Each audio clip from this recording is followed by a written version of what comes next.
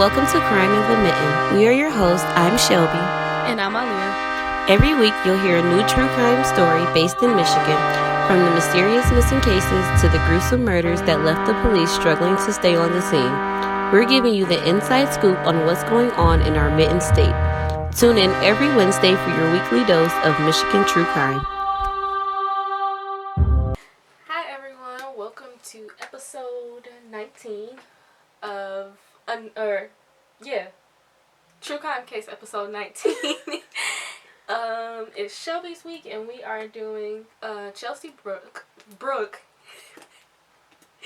It's been so hard remembering his last name. We've been coming up with like all kinds of stuff for it, but it right. So we had to do this one in October because it took place on Halloween, so it's only right to save it for October. Yeah, because this is actually festive in the theme. We've never done an October case before. We never did. Started in December and we're done in March. Yeah. So we didn't get to do Halloween. We never got to do Halloween. Yeah, I think that's why this one, we haven't been knocked this one out. That's why we haven't done it, because it was supposed to be a Halloween one. And it's been on the list. It's been there. It was planned, I guess. But yeah, so this case was actually really kind of like, it was easy to do because it had so much information. It was so much information. Yeah, so like sometimes that's a good thing, sometimes that's a bad thing. It kind of like worked itself out in a way. But yeah, so this one takes place this Halloween. It was at a Halloween party, so of course goes with the festive mood, and it went from a Halloween party and started a 6-month search for this girl. So it was nice being able to get like as much information, because we got like the details of how the investigation went, how the searching party went, and all that other stuff. So let's get into it. We have a 22-year-old Chelsea Bruck. She was working super hard on her Halloween costume, and she was going as Poison Ivy. She like went all out, like it was like a leotard, and I have pictures on the website, and like she had like the leaves all over her. She even had like a bottle that she labeled poison to be, I guess, the drink and stuff. I'm more of a Harley Quinn fan, so I don't know much about Poison Ivy, but she sounds cool. So the Halloween party was taking place in Frenchtown Township in Michigan, and they said the party started at 12 p.m. and was supposedly over at 6 a.m. That's dedication. That's I can't. You see how we're acting early in the morning? What do you do this whole time? What do you do for that long? Do you stay the whole time? Like, right. Do the person who throw the party stay the whole time? Because I'm leaving after so long. Like, y'all can have it. Alright, this is too much for me. And it's my party. I'm grown. I can't do this no more. So it's apparently the guy who threw the party, though. He was known for throwing parties like this, but like they were never as big as this party was in particular. Like, he was expecting like 100 people. A party that long is not going to be 100 people. People are just going to be trickling in. People are inviting their friends after like. And that's what it sounds like. It was over 600 people there. No. Yeah. So that was nice. So we're struggling to decide if we want extra people at this birthday party.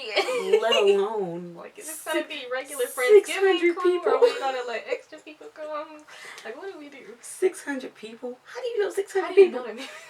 This is like Project X and a making. We struggling for your own birthday. Like, I wish we had enough friends to invite so we didn't have to share this trolley with other people. But like, you just know all these people. Like, you got their numbers. Like, I don't know. Social people like are just a mystery to me. People. Yeah, not like, us. How are you so? How do you do this? How do you manage? Anyway. So she gets a ride from her co-worker, Laura Taylor. They work together at Olga's Kitchen. You ever heard of that?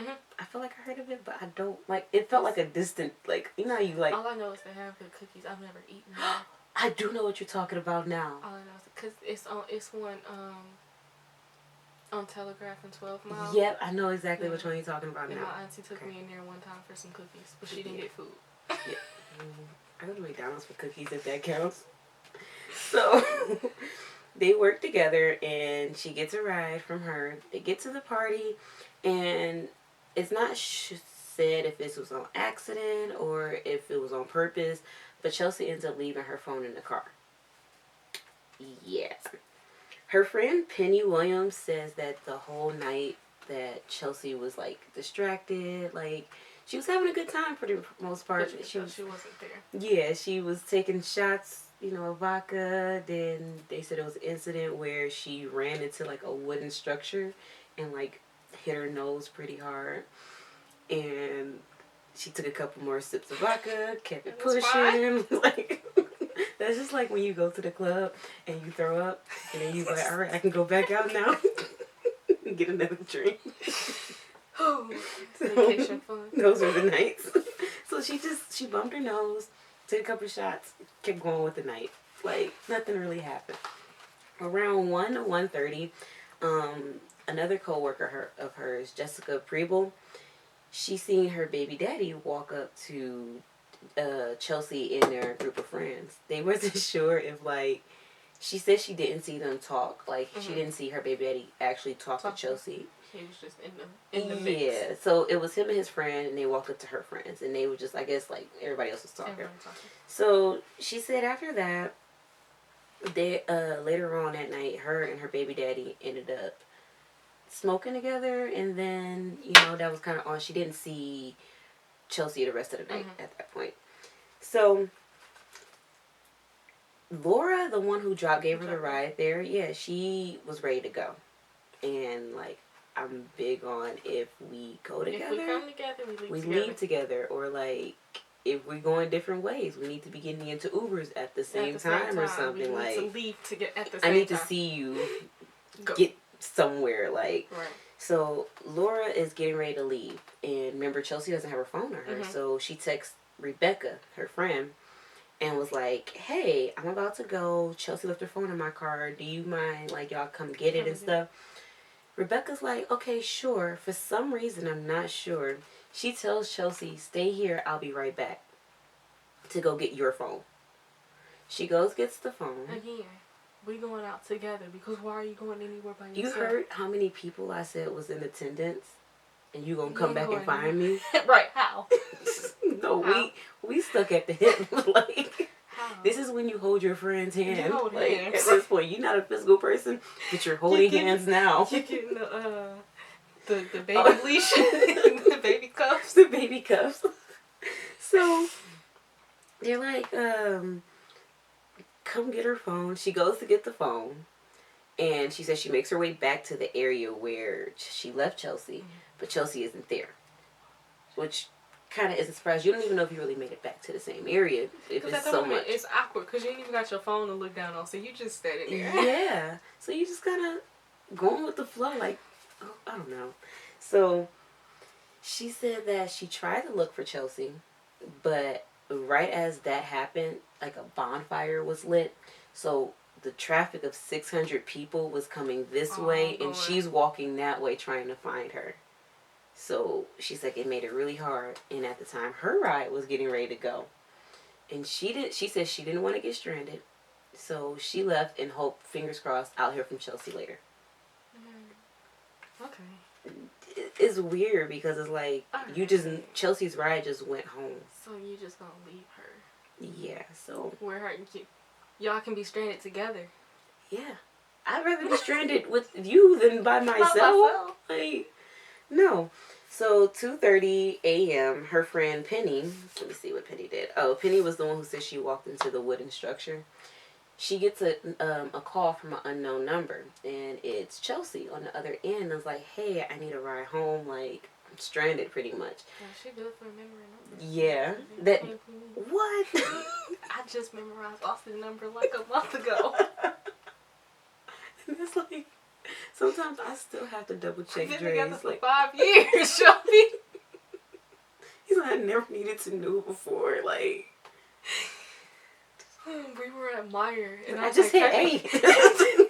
We were at Meyer. I'm like, type in your number for the in-person. He got so mad. Like, why don't you know it? So I had to learn it from there. I guess I'll learn. So she gets a call, and she's like, Penny at this time, she just, like, she's home at this point.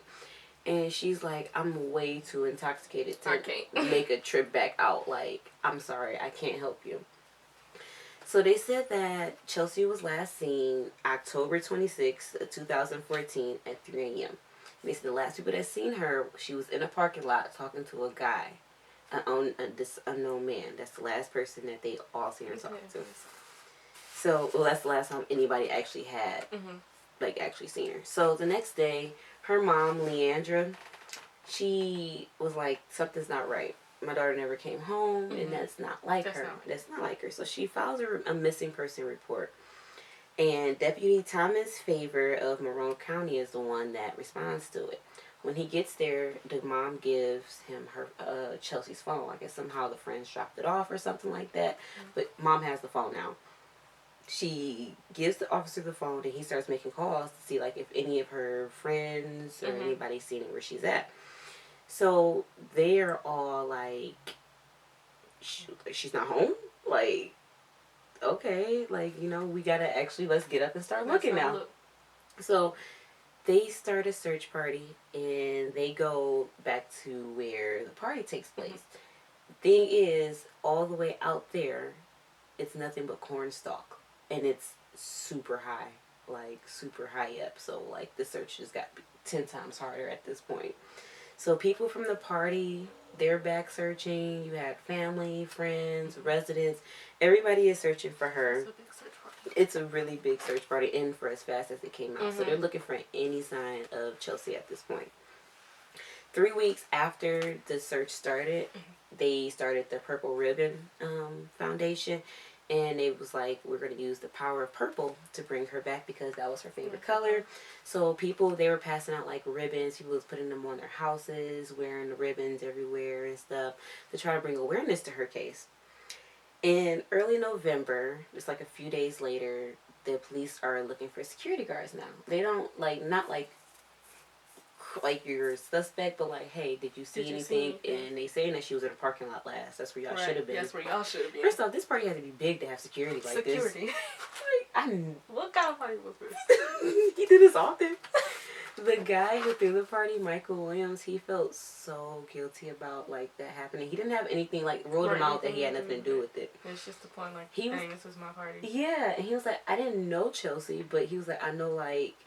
He said he mentioned like he thinks she might have attended a party of his before because I guess it's something that he's known for doing. But he was like, I didn't know her personally. He like tried to reach out to the mom and apologize, but the mom really wasn't like taking it. Like she wasn't like, you know, he couldn't get in contact with her. So he just like, the best thing I could do is be as cooperative as possible with the police. You search everything you have to search. Yeah. So they got their first big break in the case.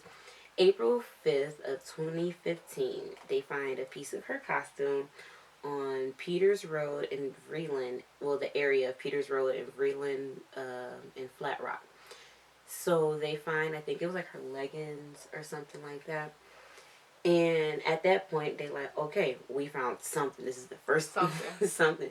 Bring in the K9, bring in helicopters. We are going full force in this area. 6 months go by of like since her last being seen, and her remains are uncovered by a construction crew. And they were supposedly using the land to build a home. And one of the guys was like out working. They said that it was kind of weird because the guy who testified was the person who like they were building the land for. So he said he was the one that found it, but like supposedly he was inspecting one of the equipment, and he just happened to see like a body hidden in like a heavily wooded area, like, you know, casually just going out looking like, oh shoot, it's something right there. He said he was on the phone with his wife at the time, like, I gotta call you back, like this shit just got real. So her body was found 10 miles from where the party had took place at. Blood and skin cells were sent to forensics for testing. They said that it was in the crotch area inside of her costume. Yeah. They ended up getting a match back, and the match came back as Daniel Clay, 27-year-old from Newport, Michigan. Now here's what's crazy. Daniel, remember the girl that said that she seen Daniel, her baby daddy, walk up to him? That's his baby mama. Daniel is Jessica, Chelsea's co-worker. That's her baby daddy. Yeah. So they have a 6-year-old together. Yeah, full grown man. That's a full grown man. That's a big boy. He can make noodles. Right. So they said just a little information on Daniel Clay, because he has like, he's like in a frequent miles club with jail. Like, he got a punch card probably. He has been in and out of jail since he was 18 years old, all for misdemeanors. He was also in family court for 2 of his kids for failure to pay child support. His child support was, for both kids, over $21,000.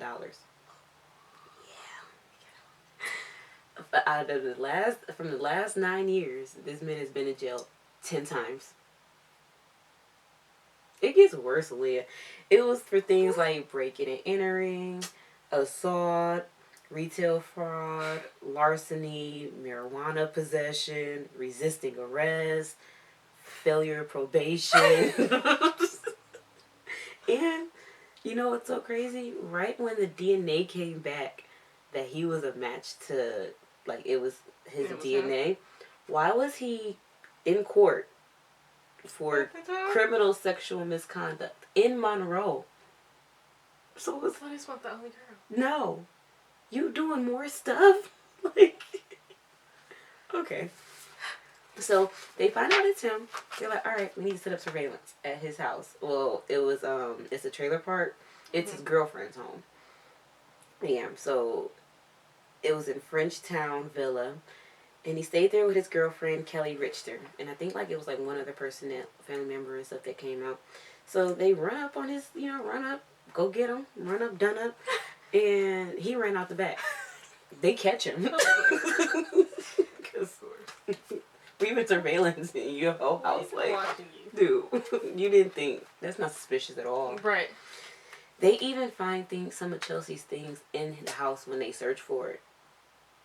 So you staying with your girlfriend. She not like trying to figure out why it's another girl stuff in her right. purse. And she claims, she's like, I had no idea at all. Which, I don't know. Like, you want to believe people, but then I'm like, sometimes, like, we get intuitions where we're like, something fell off. Something like, you might not know exactly what he did, but you know that something. He came home from his party super late. Like, if she was last seen at 3 in a parking lot. And your man is home at 5. It was not adding up. 2 + 2 don't equal fish. Like, so she's saying she has no idea. They take Daniel in, and he denies it, of course. And then he spends 2 hours confessing what really happened. And you will not believe this, Alia. He said it was an accident. What's an accident? But you hide the body. Yeah. And they've been searching for her for how long? 6 months. And you say nothing. 6 months? Okay. So, he said... You are familiar with the system and you left behind DNA. Sir, you are the system. Yeah, you are. Like, you are. I don't know. I think he really felt like he got lucky. It was like, it's been 6 months and... No, they're going to find you. Like, you were messy. Like, just want to throw that out there. So, he tells the story. He says he seen Chelsea walking down the road, and he pulled over and asked her, do she want a ride? Her friends were saying, like, Rebecca was like, she was always leery of strangers. Like, so she didn't play that. Yeah, so I'm like, hey, I get it. Stranger danger. Right. So they're like, he probably had to say, like, her friend was like, I believe something. He had to, like, convince her or something. Like, something to make her trusting. And then Jessica did say that he walked up to, like, that friend group. So, like, maybe they probably knew each other. Mutual friends. Right. But, like, that's because our circles intermingle. So, he says that she gets in the car. They drive 10 miles down the road. Somehow, magically, they decide to have sex. Because it only takes 10 miles. And They said while they were having sex, she asked him to choke her. He chokes her for 20 to 30 seconds and then says her body went limp. And then he was like, but in my defense, I tried to give her CPR and revive her. So instead of taking her to a hospital like a mistake, calling the police, they were under. Sex sent me to the ER. It's is a show. It's a whole show. If you no excuse though, like they trust me, they didn't seen everything. They've seen everything. Stuff being stuck inside of them, all kinds of stuff. That looks so cool.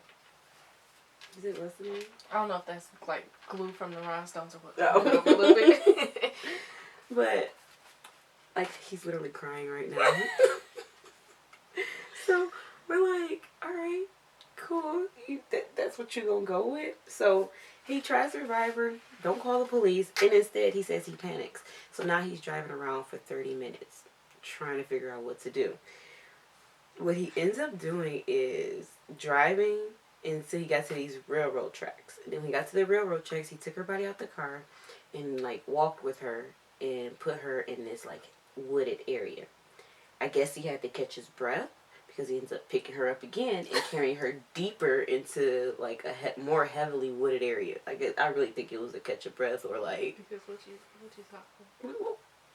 You taking breaks? Like you can take a break, but you can't go to the police. Can't go to the police.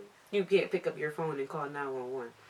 So after 2 hours of confessing this, they like, all right, well, we got him.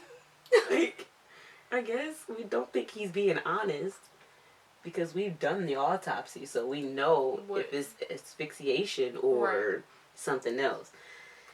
And that's when they were like, the evidence just is not adding up with what you're saying. So they said they analyzed the costume and the crotch area was broken, like ripped. The strap on her, I think it was her left strap, was broken. And he said, like, you know, that was kind of like a in-the-moment passion kind of thing, rip off clothes. And her mom was like, no, my daughter worked too hard on that costume. Remember in the beginning, I was like, she spent so long working on it. That was going in the closet. In plastic. After it was dry cleaned, steam pressed, like, I'm pulling this out next year just to be like, I did that. I did this. So, that didn't make sense. Then the chief medical examiner, Dr. Lee Havalti, I don't know if I'm saying her last name right. She found that she had a fractured nose, eye, and jaw. And that the cause of death wasn't asphyxiation. It was a blunt force trauma to the face. So it's like, where are you getting this whole you choked her to death? She even goes in deeper and says 20 to 30 seconds of choking somebody will leave them unconscious. 2 to 3 minutes is when you kill somebody. So whatever he's talking about makes no sense at all. So if it was 30 seconds, you had time. You did. All she could have did was take a nap. Like, that's not it. And it was like, even if that is the case, you're still guilty of felony murder. You still killed her. Like, murder's still on your head. Like, she still did. Whether it was an accident or not, that's felony murder. And, like, it's other stuff to it, too. Because you did more. You didn't take her body to a hospital. You didn't try. Charge. Like, so, the day after the arrest, he calls his baby mama, Jessica, and he left her 2 voicemails. She said by the second voicemail, homeboy on there crying. I bet. He in there, he said things like, I'm extremely sorry, and I effed up bad, and I'm going to be gone a really long time. This is the one that kills me. Tell my son I love him. Boy, you was thinking about them. You was thinking about your son. You ain't been thinking about that boy. My thing is, he's 6, right? I just told you in the past 9 years, he been in jail how many times? 10. He was there when you was in jail. You like, but this one a long one though. He ain't worried about you at this point. Boy, you ain't been around. Like, okay, so he was charged with 2nd-degree murder, and a month later they added the additional charge of concealment of body. Because you didn't hide her body not once, but twice technically in my books. Yeah, that's twice. Like, no, that's not deep enough. Let me keep going. Like, a little engine that could have. Okay, and I'm glad they did like up that charge up to him though, because no, then in November they upped the charge again to open murder. And open murder is when the prosecutors can't decide between first or second degree, so they let the jury decide which is appropriate to go with. So, I can kind of go in your favor, kind of not. Yeah, I guess. Because you don't know what you're going to get. It's really up there. Like, that's really a trial by jury. In 6 months, everybody already looking at you as a monster. Because it's been all of this time and you have not come out and said anything. So you're a monster to them. It don't look too hot for you. Like, it would have been better if you would have had a trial by bench. Like, the judge just had to do this. But even then. Like, if you're wrong, you're wrong. In 2014, this is 15, this is all in the media. Yeah. This is a media trial. Deeper in the media. Like, this is like Michelle Blair. This happened around the same time as this happening. So, like... You were a trending topic on Twitter. On Twitter. This is a lot. So, you didn't stand a chance. You didn't. No. So, the defense argued that he didn't have any motive, and when they was like, yeah, you don't need him. So, I guess they were trying to argue that to be like, it can't be first degree murder, because first degree has to be premeditated. And all that. But, I don't know, because you picked her up on the side of the road with the intent to do something. Because 10 miles down the road, y'all have sex. That don't make sense. It just don't. You took that time to think about what you were going to do. You knew very well what you were doing wrong. So, they were, his defense attorney was asking a friend about Chelsea's sex life. And the judge at first was like, whoa, like, what this got to do with it? No, the prosecutor's like, this ain't got nothing to do with it. They was like, well, they do to see if she likes to be choked during sex and stuff. So he allows it. And the friend was like, well, I never know Chelsea to say she liked rough sex. Like, I don't know what goes on in your bedroom. You don't know what goes in my bedroom. So it's just like, the most I can say is, I don't think I know. She never mentioned it. That's not something you bring up on a Sunday brunch. Like, so yeah, I tried this new thing last night. Like, it doesn't work. Come up. It doesn't come up. Shout out to the friends that do, I guess. But like, that's just not conversation. What do we even talk about? I don't know. Maybe it's be we just be coming up with stuff. It ain't nothing that. It's never that. Like, so, see, like, I don't think so. No, she never brought this up. I'm like her best friend, so I guess I would know, but whatever. You don't know what, nobody knows what they like for real. So, they tried to ask about how many sex partners she had, and that's when Judge shut that down. Like, her sex partners have nothing to do with this case. So, you're not about to try to make her out. Like, you're not about to bring this up right here in front of her grieving family. Exactly. No, we're not about to do that. And that's a low blow. So, the prosecutor, in his closing, he said, a fair examination of the facts of the evidence proves the defendant murdered Chelsea not by some erotic asphyxiation, but by multiple blunt force traumas to her face. 3 reasons showed that this wasn't an accident. 1, the torn straps and the torn crotch. 2, the blunt force trauma to her face. And 3, the blood in the costume itself. He was found guilty of first-degree murder, so they end up giving him first degree, as they should, which we all know is life in prison, off back. That happened May 16th, 2017. At his sentencing in July 13th, 2017, Leandra gave him a Bible during the sentencing and pretty much said, like, I forgive you. It doesn't change the fact that my daughter, like, I'm not going to forget my daughter's gone, but I forgive you. Kind of like a Dirty John scenario, like how the mama was. Those people, I can't be. I'm sorry. Like, I know that was her way of saying, like, you need God. But it take a certain type of person to be able to look at somebody like that and be like, especially with all that went on. So, like, I commend her, but I don't. It wasn't even like it was an accidental murder. He turned himself in. This is what you were set out to do. Yeah. This was your plan. Yeah, like, they had to find him. Like, he went on about his life like nothing happened. Like it was just a regular, to the point where normal crime. You have another charge for sexual misconduct. So it's like, you didn't learn a lesson. You didn't learn. Okay, so the judge was like, bullcrap. Get that whack remorse out. He said, no, Daniel, once she gave him the Bible, Daniel was like, I thank you for the Bible, and I will keep it as long as I'm able to. I'm sorry for everything. That's when the judge was like, oh, that's bullcrap. Like, I'm calling you out for that, fake remorse, whatever the heck it was. He said, the judge said, I spent 10 days in trial with Mr. Clay, and I listened to countless hours of him changing his story every time the detectives questioned or brought up something new. It's very clear to me, Mr. Clay, you are a liar, a rapist, and a killer. Mm-hmm. He was sentenced to life in prison, like he should, and at the end of this, you won't believe what happened. Why, after he was done getting sentenced for this case, heard he just got life in court, and life in prison, right? Why didn't walk him down the hall to family court? Because family court had warrants out for his arrest, and they sentenced him 45 days. They said, now bring him down here. Come on.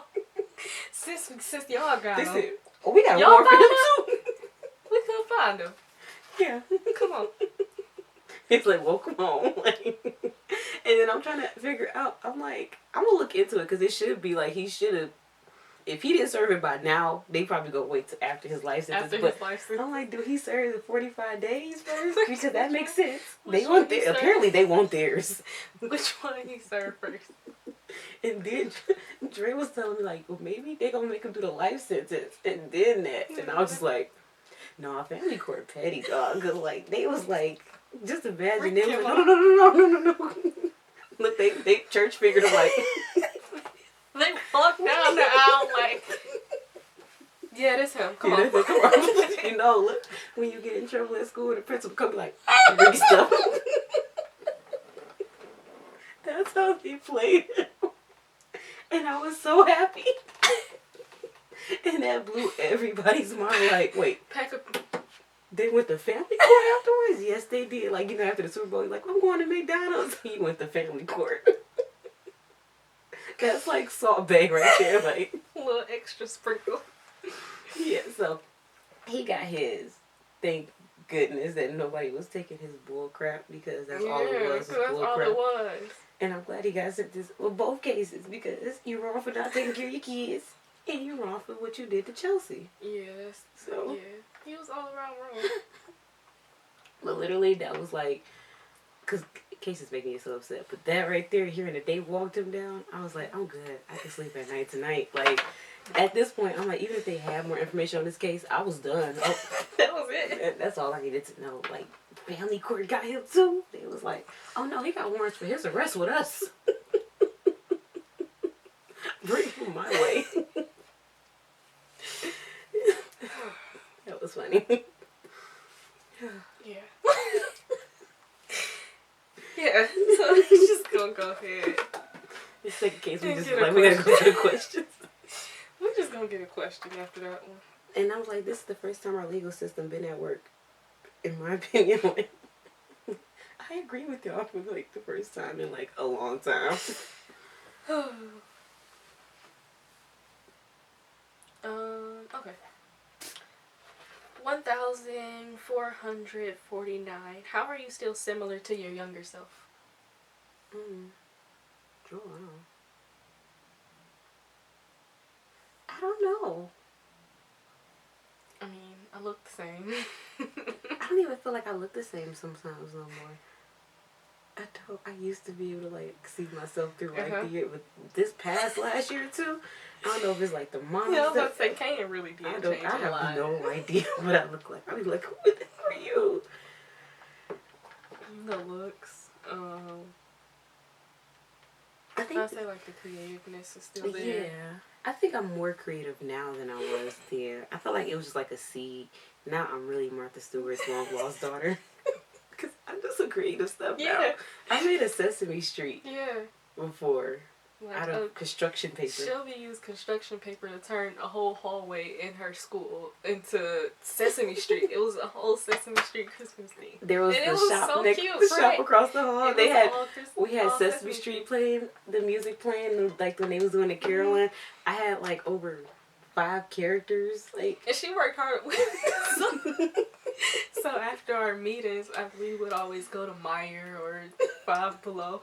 Shelby was in Meyer looking for construction paper every week, every Thursday for a good month straight. She was getting new packs. You wouldn't believe how much colors you need for Sesame Street. When I thought about it after the fact, like, Shelby, we could have went to Michael's and got you a pack of each color instead of trying to pick out color. And car stock is always on sale at Michael's. You know what's so funny though? Like the fact that I did all of that right. All we won was a pizza party. Do you not see how extravagant it was? And then it sounds messed up now. I can say it now, and I hope nobody that I used to work with see this. I knew I was gonna win from the jump.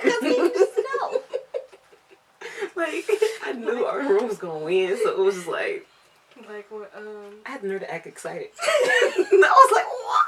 Like our church would do, like, we did like trip around the world, or it was like a rainbow tea type of thing, and every table gets for rainbow tea, every table gets a different color, and you have to deck out your table, like get that color food, like you got to do all of this. So my family always did dessert for our table, and then for trip around the world, everybody picks a country, and you have to decorate your table for your country. This was high school. Me and my cousin, like, I gotta text her back. But me and my cousin, like, we did Canada. It was nice. It was so nice.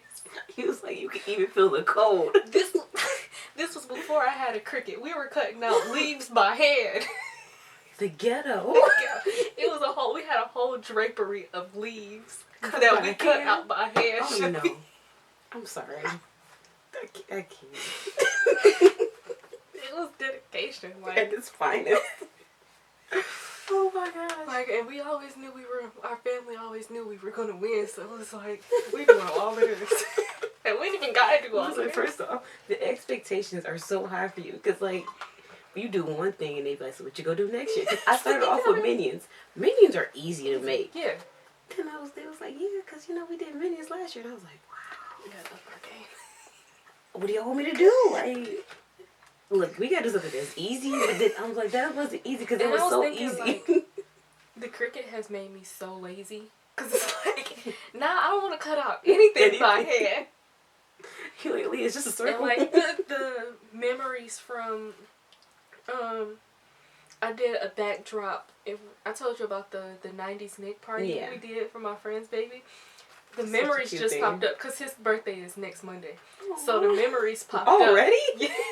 So memories popped up, and I was like, dang, I really cut out all of these 90 Nick characters by hand because the Cricut wasn't working. And I ain't to this thing. I cut out every single one of these characters by hand and ironed them onto this backdrop. That's dedication. You know what? That's like that TikTok sound. I was like, it takes hours. That's why it's not free. Yes. It's like, no, this is too much work. I did this for a full day. So yeah, we can say that we expanded our creativity, but that's what like the creativity is still there. That's still there. It's just expanded. Yeah, I think so. So I think that's what keeps us connected with that. Cause like right now, I'm having so much fun decorating for Halloween. Katie and I'm not even allowed to touch this stuff. I'm like, dude, why are you participating? Cuss it out. Our looks are still the same. The creativity is still here. It's just boosted. I mean, I'm sure I'm the same in a lot of ways. I just can't think of anything right now. You're still as laid back and chill. Yeah. I think if anything, I'm more amped up. You have to be. I think so. Even before Katie, though, I think I'm more amped up in general. I was chill in high school, in my opinion, a little. Like I was. Yeah. Now I'm definitely more amped up. So. Yeah. That's different. Yeah, I guess. But that's it for episode 19. We hope you enjoyed. Make sure you comment down below, subscribe, turn on the notification bell, follow all of our social media. I don't know how much you guys read into the description box, but go all the way to the bottom.